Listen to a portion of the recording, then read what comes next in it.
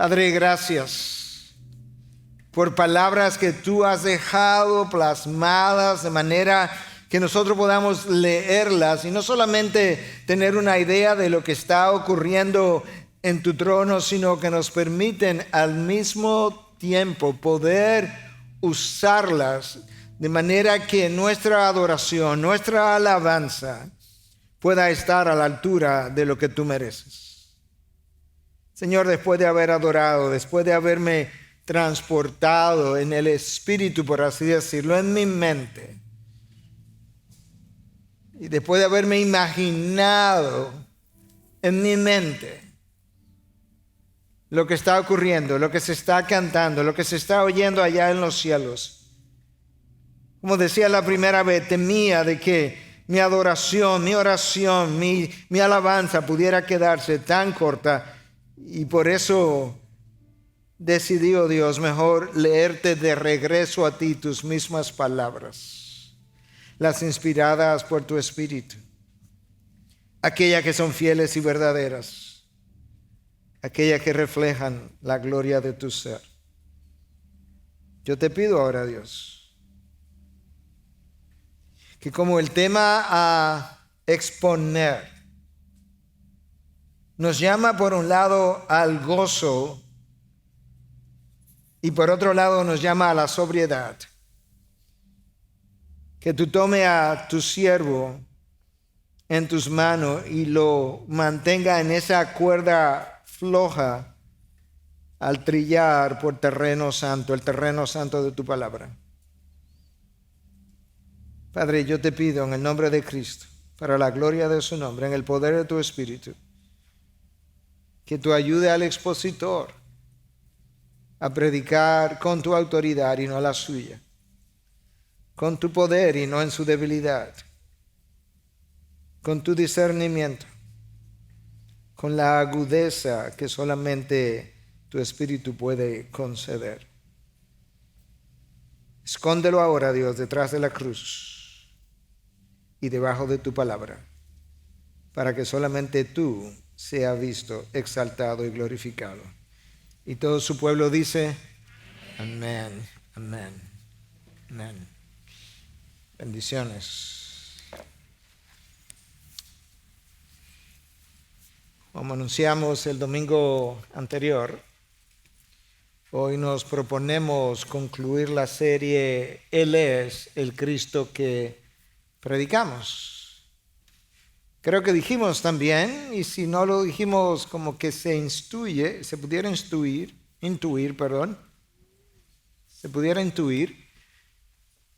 que la mejor forma de cerrar esta serie sería hablando de su segunda venida. Yo no sé cuántos de ustedes están conscientes de que hay un número mucho mayor de profecías acerca de su segunda venida que acerca de su primera venida. Yo creo que eso nos da una idea del peso que Dios le da a lo que ha de venir. Tampoco sé si todos están apercibidos de que en el Antiguo Testamento hay más predicciones acerca de su segunda venida que en el Nuevo Testamento. De manera que Cristo no había venido la primera vez y los profetas estaban hablando de su segunda venida en forma detallada. Lamentablemente, como decía Juan Calvino, hay muchos creyentes que no tienen como interés en lo que ha de venir, en los eventos por venir y en la segunda venida de Cristo, y él anotaba entonces que frecuentemente cuando el interés en su próxima venida se pierde, es cuando el cristiano frecuentemente se enfría y se desenfrena. Piensa brevemente en momentos donde tú has estado disfrutando de placeres de estar aquí en esta tierra, ya sea legítimos y ilegítimos, pero piensa por un momento si en esos momentos, si en esas ocasiones tú has estado tan pendiente, tan deseoso de que Cristo regrese. Yo creo que la mayoría de las veces estamos tan entretenidos y disfrutando tanto lo que aquí se puede gozar, por así decirlo, que deseamos como que Él retarde su regreso un poco más. En los últimos meses, los últimos años, pero aún en los últimos meses, el mundo ha dado un giro de una manera tan radical que acontecimientos mundiales hacen a algunos de nosotros pensar si no estamos en la antesala de la segunda venida de Cristo. No hay duda de que la pandemia del COVID-19 ha hecho estragos. No hay duda de que ha dejado grandes consecuencias y todavía nos quedan algunas por vivir. Pero a mí no me cabe la menor duda de que las consecuencias de esta pandemia van a palidecer al lado de las consecuencias que el deterioro moral actual de la sociedad ha de causar. La descomposición moral y social que estamos viviendo nos dejará como legado consecuencias mucho mayores a las que tú pudieras imaginar que esta pandemia nos va a dejar a nuestra población. De hecho, la pandemia de este virus pudiera potencialmente terminar en unos meses si los medicamentos desarrollándose y las vacunas en desarrollo producen los efectos deseados. Lo mismo no puede decirse jamás de lo que es la descomposición que nosotros estamos viviendo. Nosotros estamos en medio de una espiral descendente que el mundo ha emprendido en términos morales que es imparable y que irá de mal en peor, y lo único que va a detener eso, en mi opinión y en la opinión de otro, es el regreso de nuestro Señor Jesucristo. No va a detenerse, no se va a desacelerar, va a haber de hecho, y hemos comenzado a leer, una aceleración en esa dirección. Y esa es la razón por la que yo he titulado mi mensaje en el día de hoy: Cristo regresará y la maldad se detendrá, pero no hasta entonces. A partir de este momento, yo espero ver una aceleración, como mencioné, del deterioro de la generación, de la sociedad, con un aumento de la inmoralidad y aumento de la violencia. De hecho, la inmoralidad ha invadido la iglesia de Cristo hasta el punto que aún en los últimos meses, aún en las últimas semanas, hemos visto y leído la caída de líderes importantes en la iglesia de Cristo como fruto de dicha penetración. Yo creo que a manera de introducción es importante leer las palabras de Pablo a Timoteo en su segunda carta. La segunda carta de Pablo es el testamento de Pablo. Son las últimas palabras finales a su discípulo más joven. Pablo, preocupado de que estas condiciones que vendrían pudieran desanimar a algunos, le dice a Timoteo en su segunda carta, capítulo 3, versículo 1 hasta el 5, pero debes saber esto, que en los últimos días vendrán tiempos difíciles. John Stott dice que esa palabra pudiera traducirse como tiempos duros, difíciles de tolerar, que hacen pensar en desastres naturales, aunque no sean los desastres naturales lo que causen la dificultad, sino la magnitud, la intensidad de los tiempos pudieran compararse con dichas tormentas y desastres similares.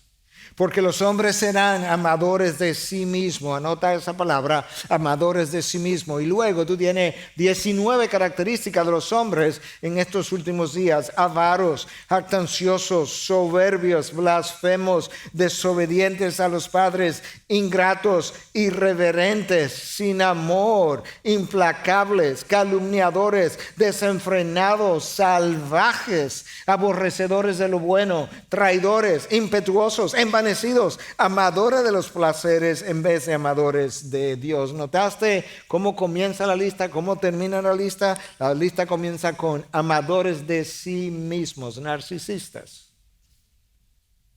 Y termina con amadores de los placeres en vez de amadores de Dios, hedonistas. Teniendo apariencia de piedad, pudieran tener incluso una apariencia de religiosidad o aún de cristiandad, pero habiendo negado su poder. Timoteo, si aún en tu época tú ves hombres así, a los tales evita. La frase traducida ahí, sin amor, la ESV o the English Standard Version de la Biblia en inglés, la traduce como heartless, hombres sin corazón, hombres sin sensibilidad para nada ni para nadie. Y Pablo anticipa un deterioro progresivo de la sociedad en la medida en que nosotros nos acercamos al retorno de Cristo. De hecho, el versículo 13 del mismo capítulo donde yo estaba leyendo, Pablo escribe lo siguiente: pero los hombres malos e impostores irán de mal en peor, engañando y siendo engañados. Es increíble. Engañados y siendo engañados. Que las cosas comenzaron mal en el jardín del Edén, con una mentira y un engaño, y continuarán, dice Pablo, hasta el final de la misma manera, engañando a estos hombres y siendo engañados. En otras palabras, ellos se autoengañan. Dios, por medio del apóstol Pablo, nos deja ver que habrá una corrupción moral hasta que el derrumbe ocurra. Algunos podrían decir, pastor, pero ha habido tiempos anteriores en que la sociedad ha pasado por tiempos difíciles y la población se ha preguntado si no estaríamos viviendo los tiempos finales. Y usualmente eso se ha debido a enfermedades como la peste bubónica en los años 1300 que mató 1/3 de la población mundial. Otras veces se ha debido a desastres naturales. En esta ocasión, lo que causa el deterioro y derrumbe final no son esas condiciones, sino el deterioro moral de los hombres. Y la razón es solamente una: la lejanía de la sociedad de nuestro Dios. Cuando tú lees el registro bíblico, tú te encuentras aún en el Antiguo Testamento profetas como Habacuc que decían: Señor, ¿hasta cuándo es que tú vas a permitir la injusticia? ¿Hasta cuándo tú vas a permitir que mis ojos vean la injusticia? Yo no lo entiendo. Tú eres un ser, un Dios cuyos ojos son tan puros que no puede ver la maldad y yo no la puedo ver. Y tú como que se continúa tolerando esto. ¿Hasta cuándo será? Otros como Salomón llegaron a pensar, pero ¿vale la pena vivir moralmente? Cuando en realidad parece que a los impíos les va mejor que a los creyentes. Y todavía otro grupo se ha burlado en el pasado y continúa burlándose hoy. Y dice, ante todo, dice Pedro escribiendo, para advertencia nuestra, sepan esto, que en los últimos días vendrán burladores con sus sarcasmos, siguiendo sus propias pasiones y diciendo, ¿dónde está la promesa de su venida? Porque desde que los padres durmieron, todo continúa tal como estaba desde el principio de la creación. ¿Dónde que está esto? ¿Dónde que está esta venida de que ustedes hablan? Porque todo ha seguido igual. Lo que era en el pasado ha vuelto a ser y volverá a ser. Las cosas no han cambiado. Nos advierte Pedro en su segunda carta, al capítulo 3, a partir del versículo 3. Burladores le llama a Pedro cuando escribe. Y mientras toda esta gente, profetas y otros, hacían estas preguntas y los burladores se burlaban, el plan de Dios de redención continuaba avanzando inexorablemente en la dirección y a la velocidad de su calendario. Cuando tú abres entonces el libro de Apocalipsis, tú lo que encuentras Es una descripción de esta fase final de la historia redentora. Lo que encuentras es una descripción simbólica, o mejor dicho, expresada a través de mucho simbolismo de lo que estaría ocurriendo o lo que está por venir. Apocalipsis tiene diferentes interpretaciones, eso lo sabemos, y no vamos a entrar en esos detalles ahora, no es el tiempo para eso. Pero de la manera como nosotros lo entendemos, el capítulo 18 de Apocalipsis representa el final del periodo de la gran tribulación, de la que habló Daniel en el capítulo 12 y de la que habló Cristo en los capítulos 24 y 25 del Evangelio de Mateo. Y es ahí donde comienza entonces lo que nosotros leímos. Después de esto oí una gran voz de una gran multitud en el cielo que decía, aleluya. La razón por la que el coro celestial ha comenzado a cantar alabanzas a nuestro Dios es porque la hora final ha llegado, la hora de su regreso llegó, la hora de poner fin a la maldad y la hora de las bodas del Cordero, como estuvimos leyendo. Y por eso tú vuelves a leer en el versículo 6, oí como la voz de una gran multitud, como el estruendo de muchas aguas y como el sonido de fuertes truenos que decía, aleluya, porque el Señor nuestro Dios Todopoderoso reina. Y el coro angelical continúa alabando a nuestro Dios. Es la hora del regreso de nuestro Redentor. La primera vez Él vino a servir, pero esta vez Él vino para ser servido. La primera vez Él vino a morir por el pecado, pero esta vez viene a juzgar a los pecadores. La primera vez Él no abrió su boca, esta vez será trueno su voz y el universo entero le escuchará. Y es ahí entonces donde yo quiero tomarlo, porque este es el texto del mensaje de hoy, de manera que pueden, decía yo, resetear el reloj, porque vamos a comenzar ahora el sermón. Versículo 11. Y vi el cielo abierto, y apareció un caballo blanco. El que lo montaba se llamaba Fiel y Verdadero. Con justicia juzga y hace la guerra. Sus ojos son una llama de fuego, y sobre su cabeza hay muchas diademas. Tiene un nombre escrito que nadie conoce sino él. Está vestido de un manto empapado en sangre y su nombre es el Verbo de Dios. Los ejércitos que están en los cielos vestidos de lino fino, blanco y limpio, los seguían sobre caballos blancos. De su boca sale una espada afilada para herir con ella las naciones y las regirá con vara de hierro. Él mismo pisa el lagar del vino del furor de la ira de Dios Todopoderoso. En su mano y en su muslo tiene un nombre escrito, Rey de Reyes y Señor de Señores. Vi a un ángel que estaba de pie en el sol, clamó a gran voz diciendo a todas las aves que vuelan en medio del cielo, vengan, congréguense para la gran cena de Dios, para que coman carne de reyes, carne de comandantes y carne de poderosos, carne de caballos y de sus jinetes y carne de todos los hombres, libres y esclavos, pequeños y grandes. Wow. Entonces vi a la bestia. Vi a la bestia, a los reyes de la tierra y a sus ejércitos reunidos para hacer guerra contra aquel que iba montado en el caballo blanco y contra su ejército. Y la bestia fue apresada junto con el falso profeta que hacía señales en su presencia con las cuales engañaba a los que habían recibido la marca de la bestia y a los que adoraban su imagen. Los dos fueron arrojados vivos al lago de fuego que arde con azufre. Los demás fueron muertos con la espada que salía de la boca de aquel que montaba caballo, y todas las aves se saciaron de sus carnes. Wow. Es un texto con mucho simbolismo, pero para describir una realidad futura.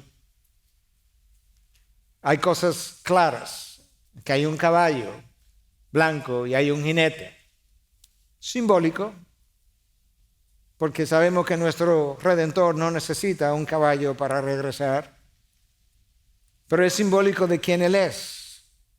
Cuando Él vino como cordero, Él entró a Jerusalén montado en un pollino, en un asno. Esta vez Él viene montado en un caballo, típico de la realeza, típico de cómo los generales triunfantes de las guerras del pasado y especialmente de Roma, cómo llegaban y entraban a Roma y hacían su entrada triunfal en un caballo blanco. Y así es representado nuestro Dios.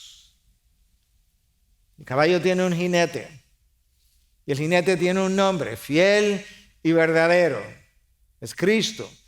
Ha sido fiel a su promesa. Él ha venido a cumplirla, está viniendo a cumplirla.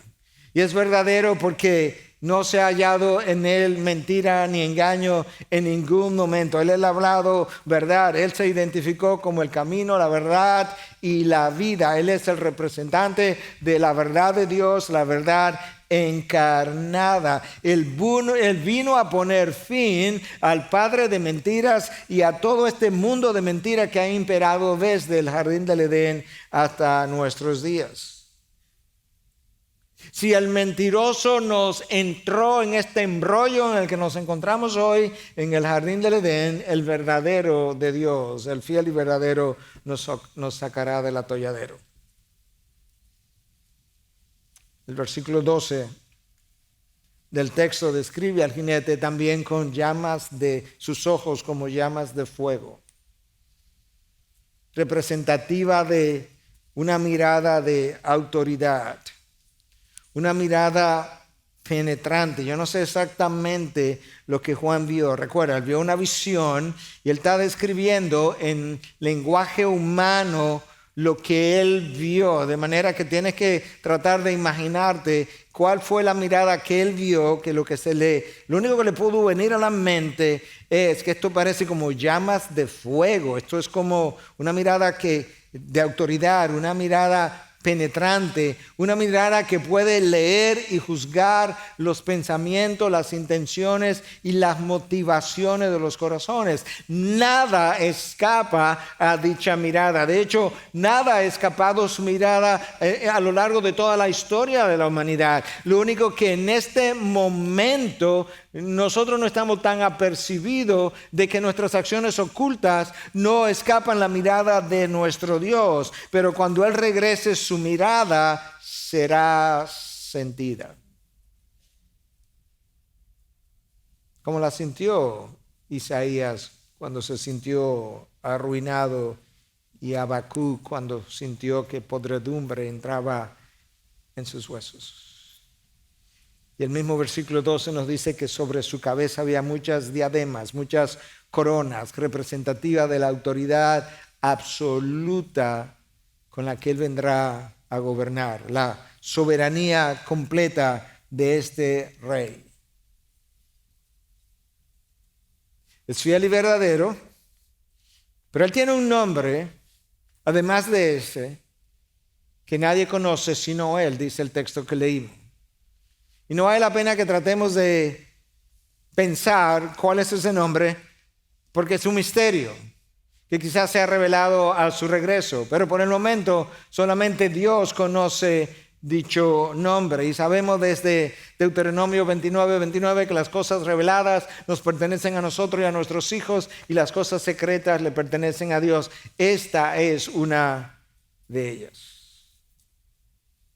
Además, el jinete es descrito simbólicamente como que en su manto y en su muslo tiene un nombre escrito: Rey de Reyes y Señor de Señores. Como hemos dicho en otras ocasiones, el Señor no viene tatuado, pero nos está diciendo que esta persona, este jinete que viene, que no es otro que Cristo mismo, que viene como juez, que ya no viene como el Cordero de Dios, sino como el león de la tribu de Judá. Este texto de Apocalipsis 19 describe a Cristo cuando Él decide ejecutar su función de león de la tribu de Judá en vez de Cordero de Dios que quita el pecado del mundo.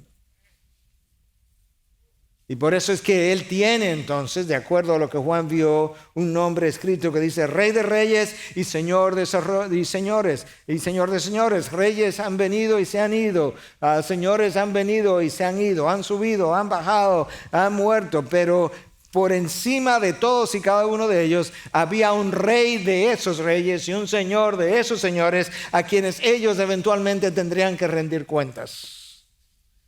Ellos no poseían la autoridad última ni la autoridad absoluta. Este sí. Eso es lo que Apocalipsis 19 está describiendo. Pero la descripción del jinete no termina. Juan nos dice que en esta visión que él tuvo, él se percató de que Cristo, que es el jinete en la visión, tenía un vestido con un manto empapado en sangre y su nombre es el Verbo de Dios. Yo creo que Juan nos está tratando de ayudar a entender que este que viene ahora es el mismo que ya vino. Este que él llama un jinete sobre un caballo blanco es el mismo de quien él habló en el evangelio que lleva su nombre cuando él dijo que en el principio era el Verbo y el Verbo era con Dios y el Verbo era Dios y ese Verbo se encarnó y habitó entre nosotros y vino llenos de gracia y verdad. Yo creo que Juan está diciendo de ese Verbo de quien yo hablé en su primera venida, es de quien yo también estoy hablando ahora en su segunda venida. Ese es su nombre, el Verbo de Dios. Y ese Verbo de Dios tiene un manto empapado en sangre.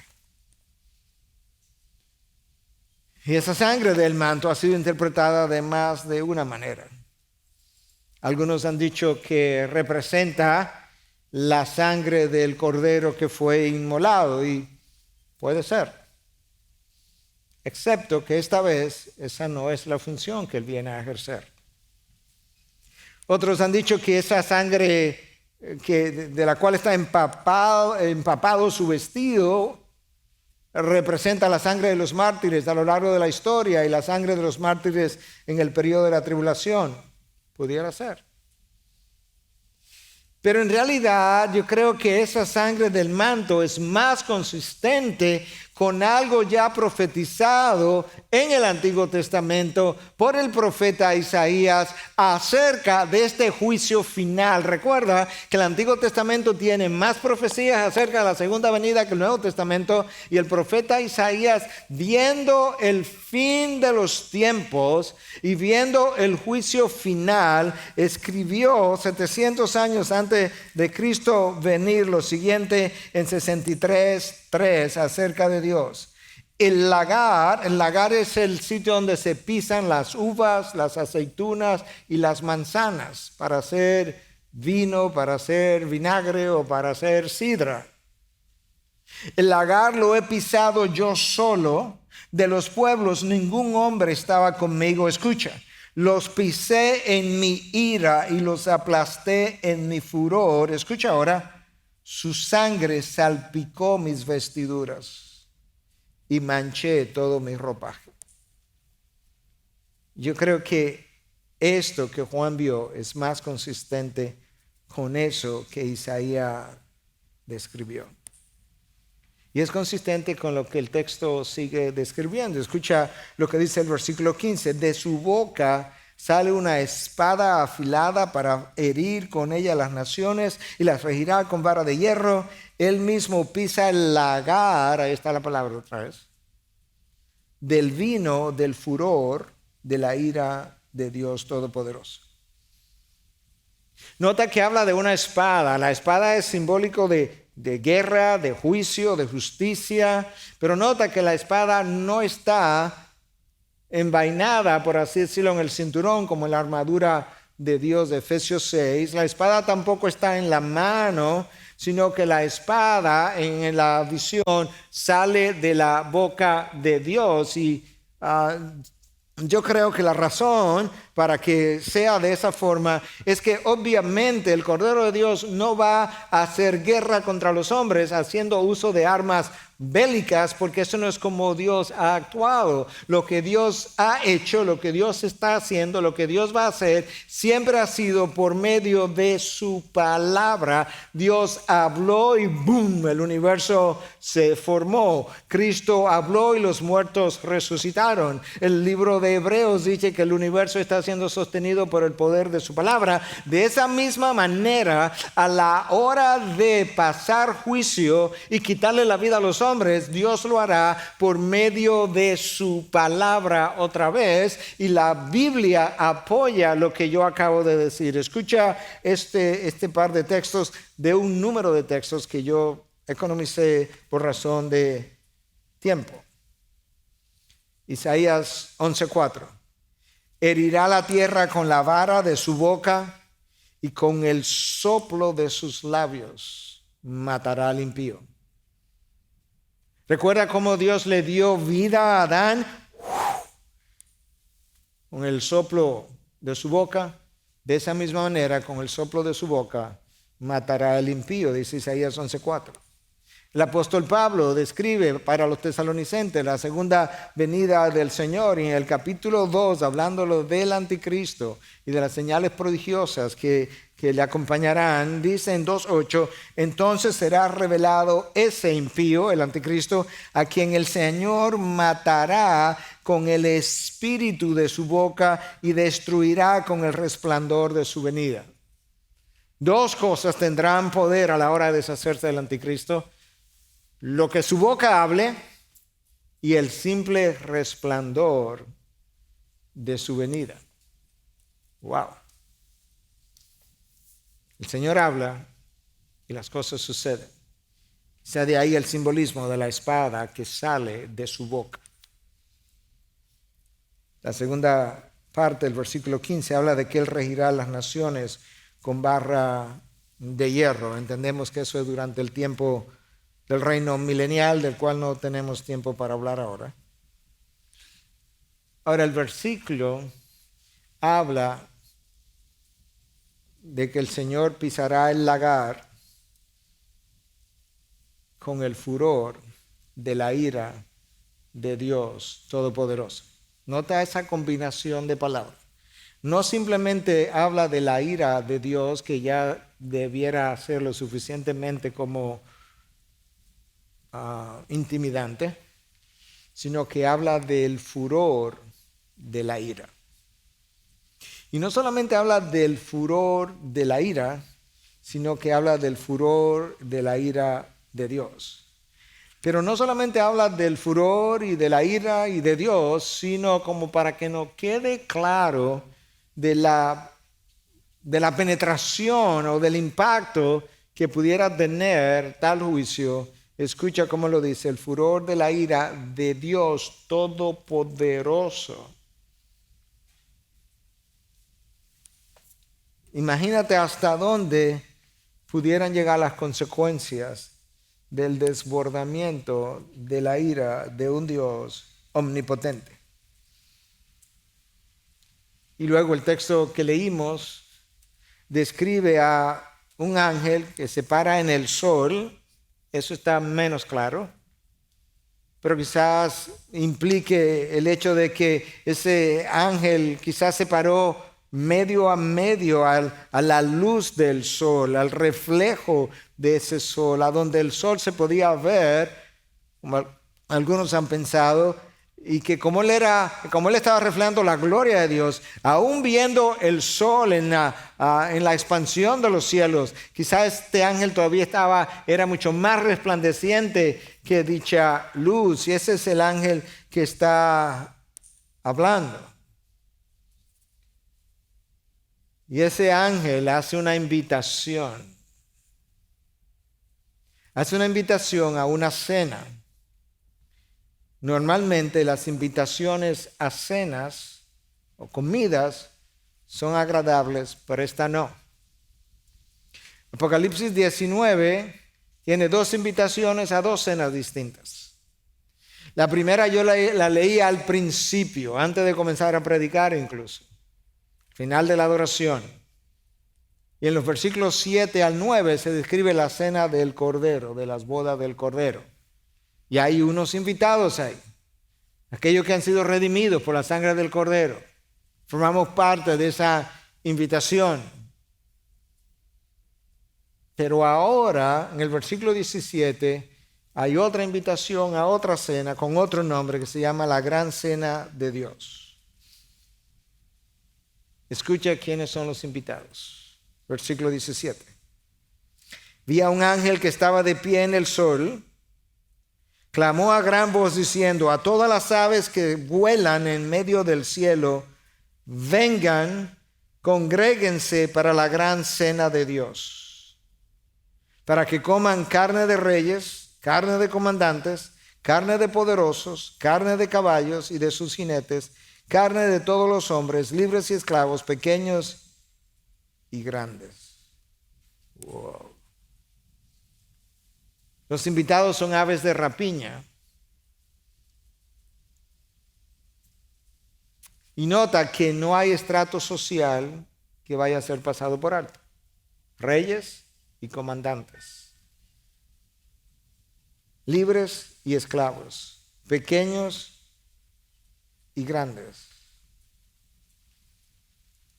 Estos reyes de la tierra se han reunido para hacer guerra contra Dios. Es como irónico, es como increíble pensar que el ser humano puede reunirse, como que hoy, por ejemplo, los gobernantes de naciones poderosas como China, Estados Unidos, Rusia, Francia, naciones con poder nuclear, se reunieran y dijeran: vamos a reunirnos porque vamos a echar una guerra contra Dios. Es como impensable tal cosa. Sin embargo, no es así como ocurre. Cuando Faraón y los egipcios perseguían a los israelitas en el desierto, ellos no pensaban que hacían guerra contra Dios. Cuando los 450 profetas de Baal luchaban contra Elías, ellos no pensaban que esta lucha era contra Dios. Cuando los judíos y los romanos y Pilatos y Herodes se pusieron de acuerdo para clavar al Señor Jesucristo, ellos no pensaban que estaban clavando a Dios y que estaban contra Dios. Pero en todos y cada uno de esos casos, la lucha es contra Dios, literalmente hablando. Y si quiere algún texto para apoyar eso que yo acabo de decir, cuando Pablo estaba persiguiendo a la iglesia, Pablo no creía que estaba persiguiendo a Dios. Sin embargo, cuando Cristo lo intercepta camino a Damasco, Cristo le dice: Saulo, Saulo, ¿por qué persigue a mi iglesia? No, ¿por qué me persigues a mí? Cuando persigues mi iglesia, me persigues a mí, porque la iglesia es simplemente el cuerpo del cual yo soy la cabeza, y la cabeza y el cuerpo nunca están separados. De manera que esta lucha o esta guerra de la cual el libro de Apocalipsis habla, va a ser entre hombres. Porque los seres angelicales ni se ven para que los reyes de la tierra pudieran guerrear contra ellos. Se van a reunir en un lugar, dice la Biblia, cuyo nombre es en hebreo Armagedón. Y se reunirán allí los ejércitos de la tierra. Y es en aquel lugar donde estas aves son convidadas, son invitadas. Qué necio es el hombre para pensar que se puede oponer a Dios. Qué orgulloso es ese ser humano.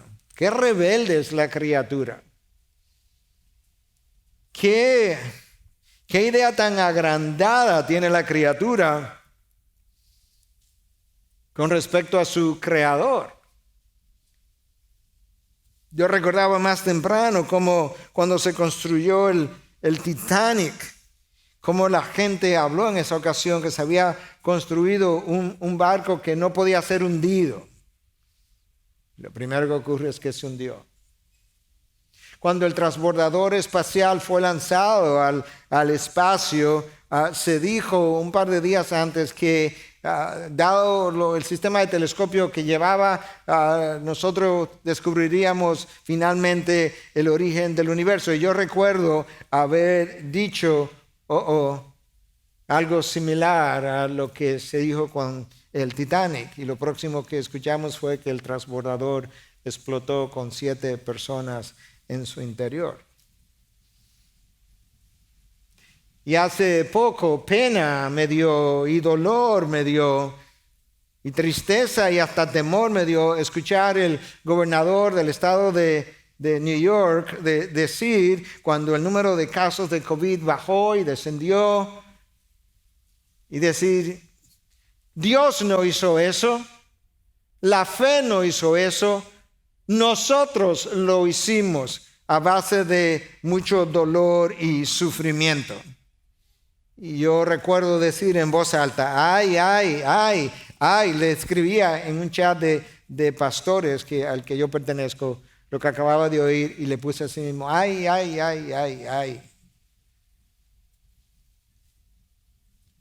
Porque de Dios nadie se burla. Pero el hombre ha pensado que puede luchar contra Dios. El hombre ha pensado que puede llevarle la contraria a Dios. El hombre ha pensado que puede salirse con la suya lidiando con Dios. Y escucha cómo el salmista, pensando de manera futura, el Salmo 96 que leyó el pastor Luis al principio, no es un salmo, es un salmo que lo podemos leer ahora y lo podemos celebrar ahora, pero ¿sabes qué? El salmo es del tiempo futuro, cuando las naciones vengan y alaben a Dios. De manera que estos salmistas estaban escribiendo de tiempo que yo no tenía ni siquiera idea, porque eran posterior a la primera venida de Cristo. Este Salmo 2, escucha lo que dice: ¿por qué se sublevan las naciones? Y los pueblos traman cosas vanas, y se levantan los reyes de la tierra, y los gobernantes traman unidos contra el Señor y contra su ungido, diciendo, rompamos sus cadenas y echemos de nosotros sus cuerdas. ¿Qué es lo que hacen? O sea, ¿hasta dónde llega la necedad de los reyes de la tierra que piensan que se pueden unir a luchar contra el Señor y su ungido? ¿Y quién es el ungido? Cristo. Escucha lo que el salmista dice entonces: el que se sienta como rey en los cielos se ríe, el Señor se burla de ellos. Los hombres pueden burlarse de Dios ahora, pero no lo harán para siempre. Hay diferentes formas como nosotros podemos burlarnos de Dios, unas más obvias que otras. El hombre pudiera burlarse de Dios blasfemando contra Dios. Pero nosotros pudiéramos tratar de burlarnos de Dios pecando con conocimiento de culpa, escondiendo nuestras acciones y luego pensando que como los hombres no se enteraron, pues salimos ilesos de la disciplina de Dios. Pero el apóstol Pablo les recuerda a los Gálatas que nadie se burla de Dios, tú ciegas lo que siembras, y les recuerda a los Corintios y nos recuerda a nosotros que todos, incluyendo quien está predicando, comparecerá ante el tribunal de Cristo para dar cuenta de todo lo que haya hecho, sea bueno o sea malo.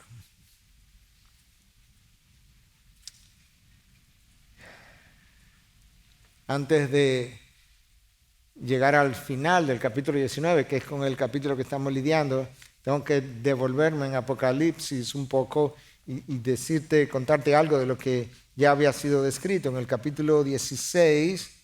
De los versículos 12 al 16, se nos describe cómo el anticristo, el falso profeta y Satanás llamado el dragón, cómo engañaba a los reyes de la tierra.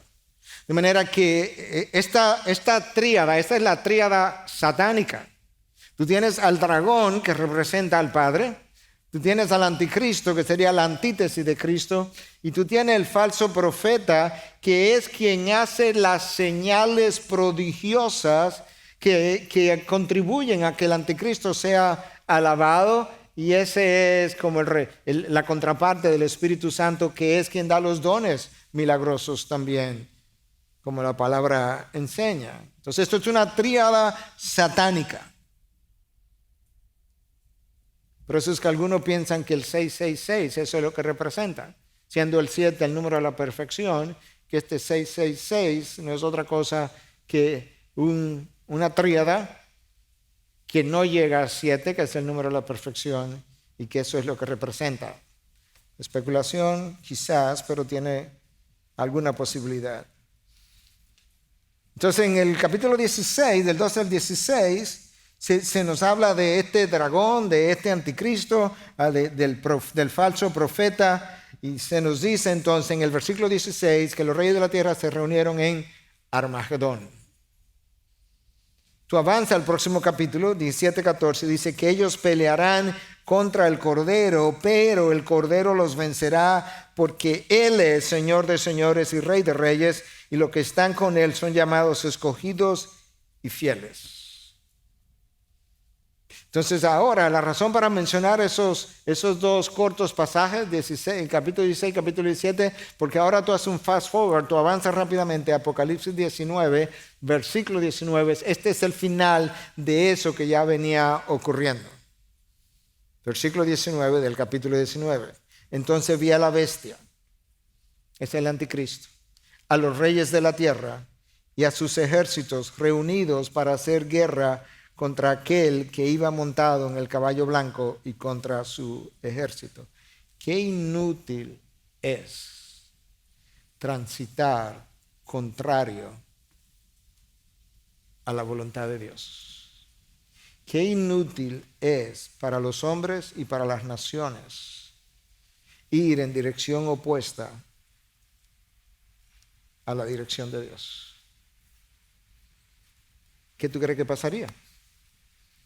Versículo 20, la bestia fue apresada, ese es el anticristo. ¿Cómo Cristo va a hacer eso? No sabemos, pero va a ser detenida, junto con el falso profeta que hacía señales en su presencia. ¿Lo ves? El falso profeta es una figura que es la que hace las señales milagrosas. Es hasta cierta medida el jefe de campaña del anticristo, por así decirlo. La gente alaba al anticristo por el falso profeta que le acompaña. Y con esas señales, escucha lo que dice el versículo 20, engañaba a los que habían recibido la marca de la bestia y a los que adoraban su imagen. Estas son señales engañosas, increíble. Otra vez, en el jardín del Edén, la serpiente usa la mentira y el engaño. A lo largo de la historia, los hombres siguen engañando y autoengañándose. Leímos de Pablo a Timoteo, y ahora se nos dice que al final de la historia, ya cerrando la historia redentora, lo que está ocurriendo una vez más es el engaño tal cual ocurrió en el jardín del Edén, porque eso es como Satanás opera. Cristo opera sobre la base de la verdad y Satanás opera sobre la base de la mentira. Cristo opera sobre la base de la revelación de lo que es verdad. Satanás opera a base de lo que es el engaño, el de ocultar la verdad. De hecho, en 2 Tesalonicenses capítulo 2, Pablo, hablando de la venida del anticristo, dice que Dios le enviaría un poder, un espíritu engañoso para que creyeran la mentira porque no amaron la verdad. Llega un momento donde Dios dice, si no amas la verdad, si no sigues la verdad, si no obedeces la verdad, ¿sabes qué? Te voy a dejar a que seas engañado, hasta autoengañado, para que creas la mentira porque no has amado la verdad que te he revelado. Wow.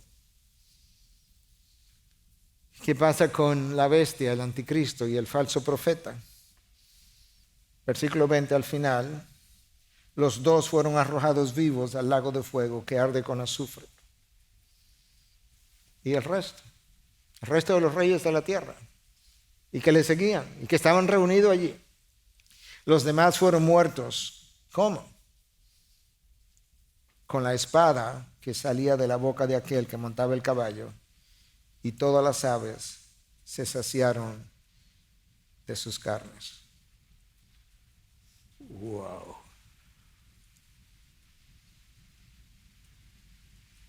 La espada que salía de su boca no es otra cosa que su propia palabra. De hecho, la palabra es identificada en la armadura de Dios con la espada del Espíritu. Literalmente dice, la espada del Espíritu es la palabra de Dios. ¿Y qué pasa entonces, pastor, después de esto? ¿Qué pasa después porque este es el final del capítulo 19, qué pasa después que la bestia y el falso profeta son arrojados al lago de fuego y Apocalipsis 20? ¿Y qué hay en Apocalipsis 20? La descripción del reino milenial, el comienzo de una era nueva. ¿Dónde? Aquí en la tierra. ¿Y dónde dice eso? Capítulo 21. Cielo nuevo, tierra nueva. Porque las cosas viejas ya habían pasado. Ahora, yo quiero cerrar este mensaje y cerrar esta serie, más que usando mis propias palabras, y yo quiero cerrar usando las palabras que han sido reveladas.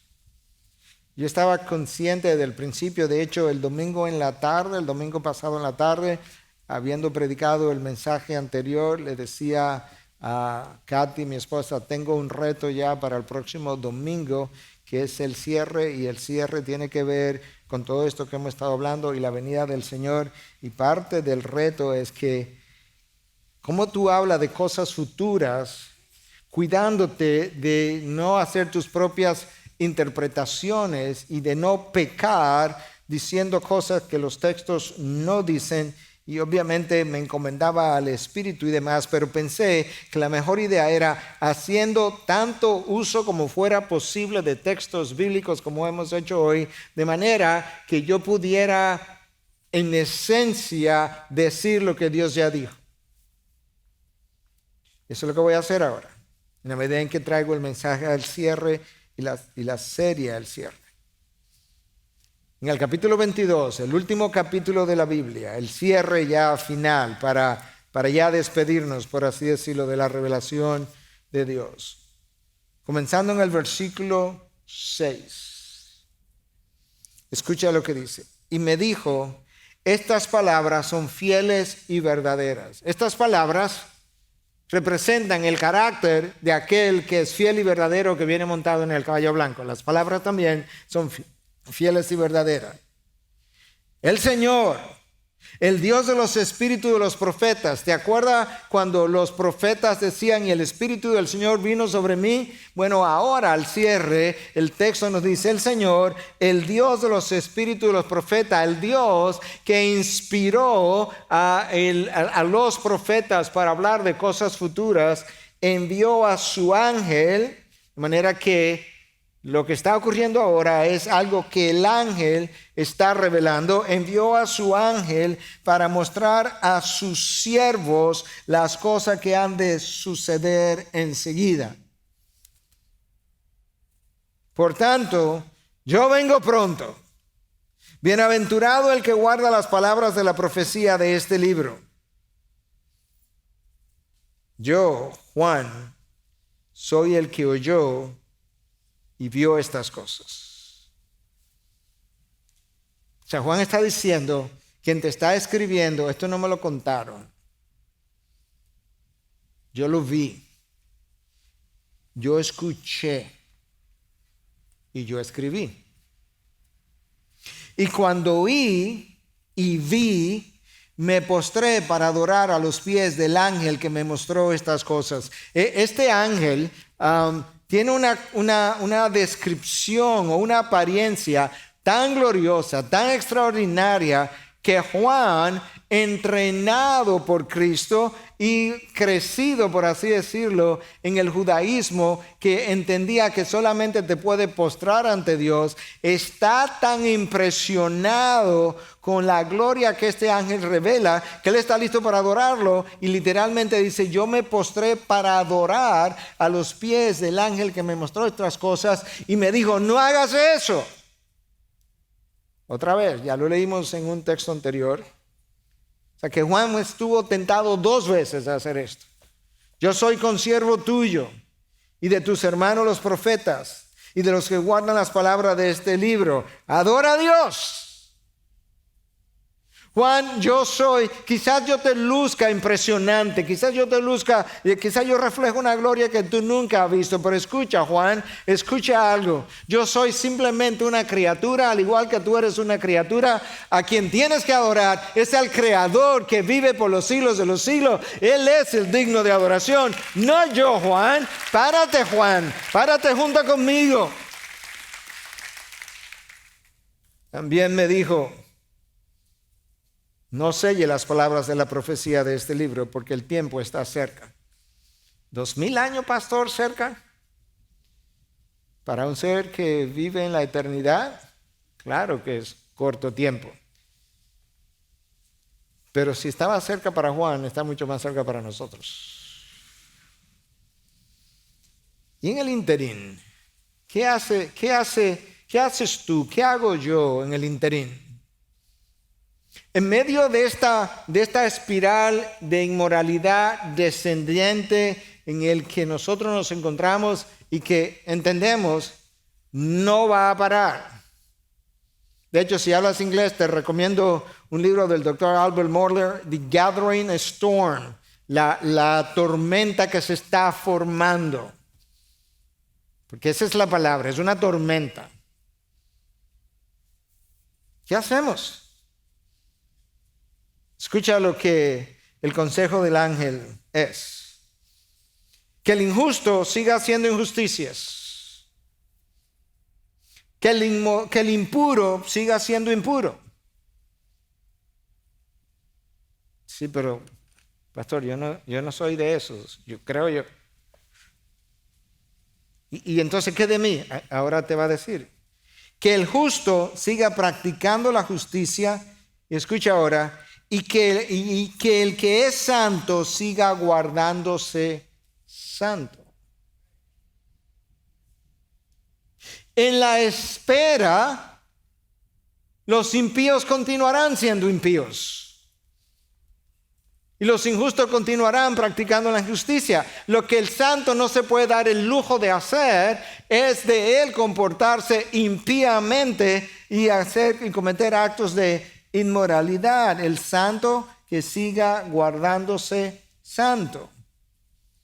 Por tanto, yo vengo pronto y mi recompensa está conmigo para recompensar a cada uno según su obra. Cristo está diciendo, no solamente yo vengo acompañado de mis ejércitos celestiales, pero ¿sabes qué? Por así decirlo, yo vengo con las manos llenas a recompensar a cada uno según su obra. De manera que ponte a la espera porque yo estoy a punto de regresar y traigo tu recompensa conmigo y reinarás conmigo por los siglos de los siglos. Si tú fueras pentecostal, hubiese brincado de tu silla ahora mismo. Pero somos más rescatados. Y no nos gusta subir la voz. Pero cuando tú lees lo que pasa en el cielo, todo es a gran voz, se oyen a gran voz. Yo soy el alfa y la omega, el primero y el último, el principio y el fin. Yo soy el alfabeto griego entero, desde el alfa hasta la omega. ¿Tú entiendes lo que implica eso? Yo soy todo en todo. Todo comienza en mí y termina en mí. Todo comenzó conmigo y terminará conmigo. En mí ustedes viven, se mueven y existen.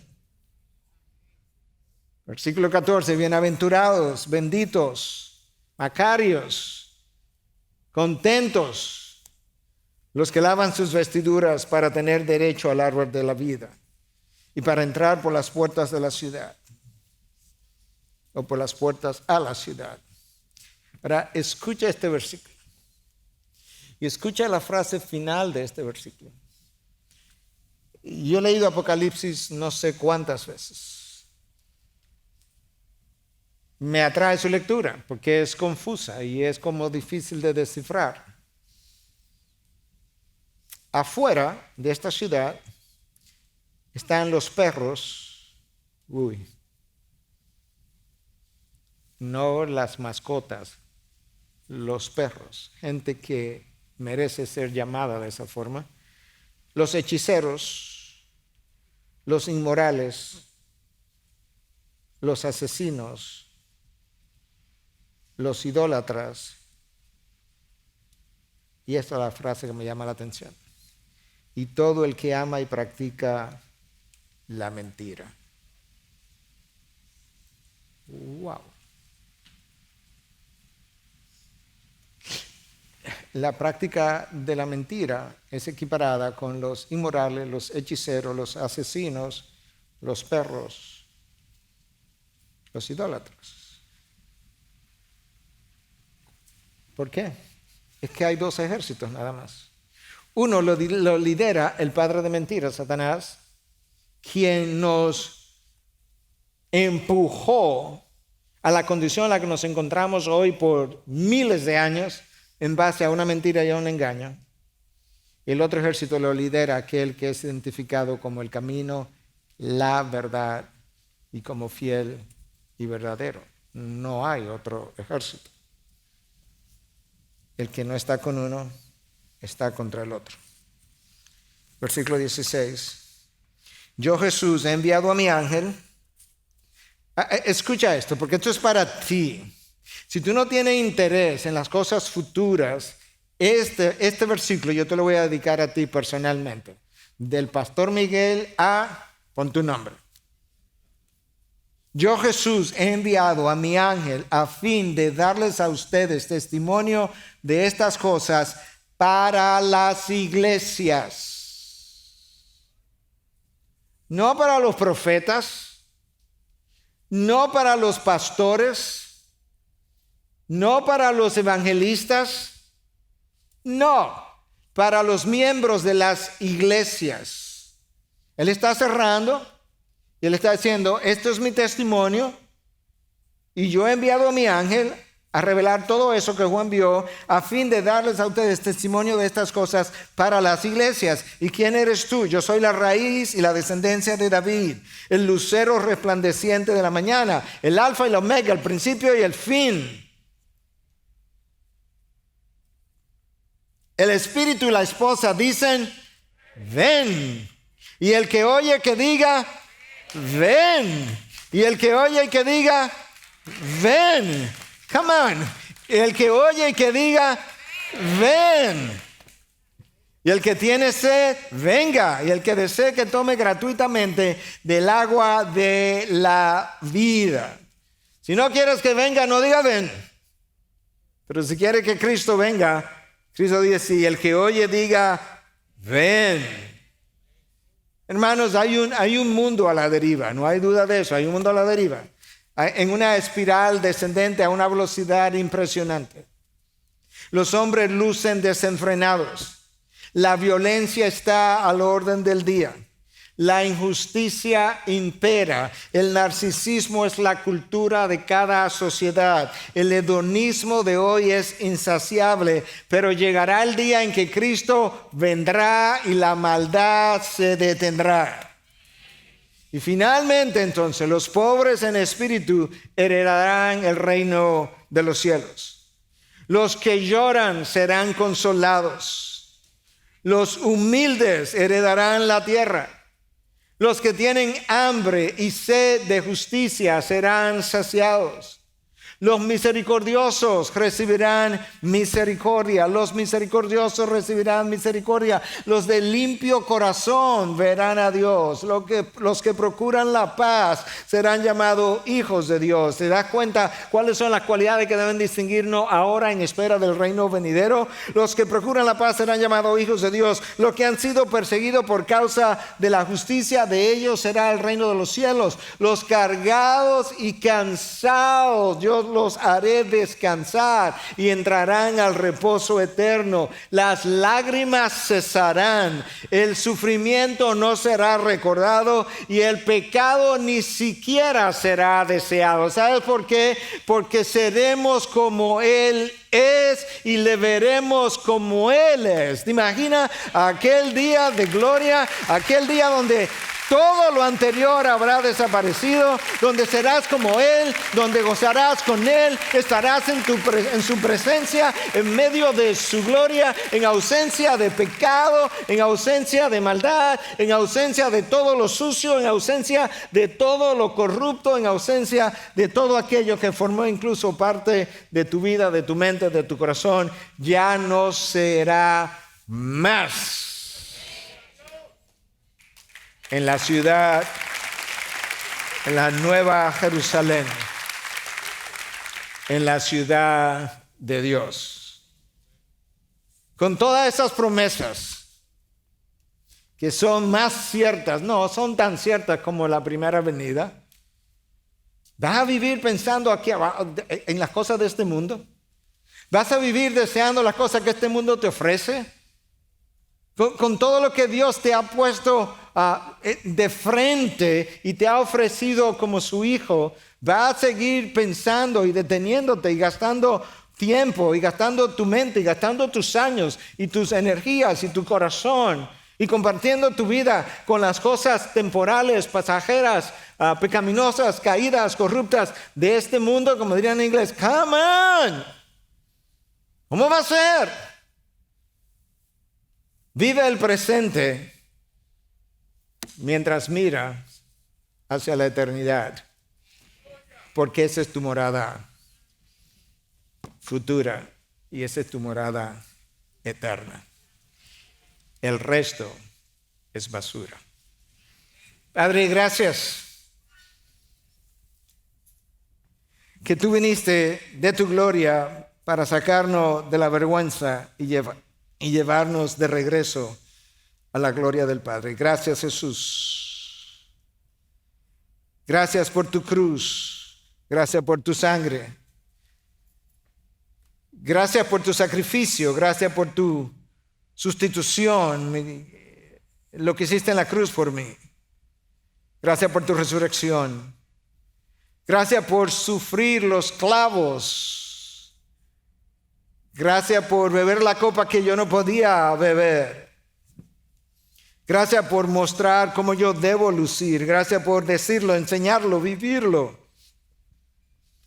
Gracias porque te propusiste en la eternidad pasada, junto con el Padre y el Espíritu, conformarme a la imagen tuya, Jesús, a la imagen del Hijo. Y dijiste que todas las cosas que a mí me pudieran ocurrir cooperarían para formar dicha imagen. Y cuando dicha imagen fue manchada por el pecado, tú te ofreciste voluntariamente para venir a quitar la mancha, a redimir la imagen, para que yo volviera a recobrarla, pudiera volver a ser entonces como tú, para poder vivir y habitar contigo por la eternidad.